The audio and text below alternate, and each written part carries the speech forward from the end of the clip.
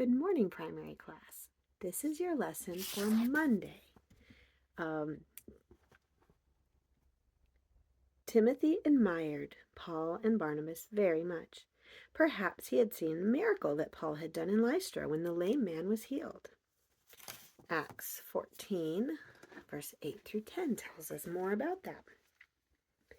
And there sat a certain man at Lystra, impotent in the feet, being crippled from his mother's womb, who never walked.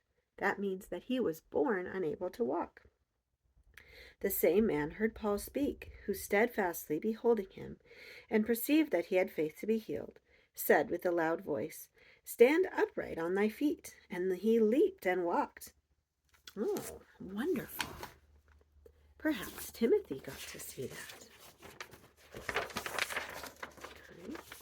But the evil men came from Antioch and turned the people against these brave missionaries. The people had become angry. They threw stones at Paul until they thought that he was dead. Then they dragged him out of the city.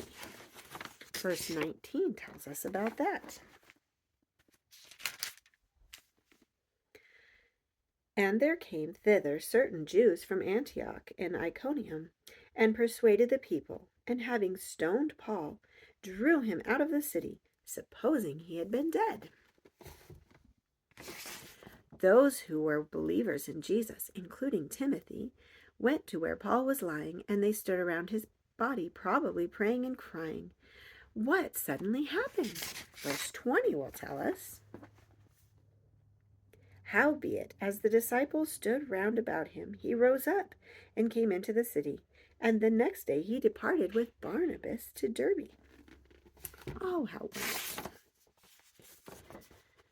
Paul had blood and bruises all over him, but he was alive. He even felt that it was a special honor to suffer for Jesus. This impressed young Timothy and started him thinking about becoming a brave missionary for Jesus. Here's your question. Have you ever thought about becoming a brave missionary for Jesus? Do you have to go away from home to do this?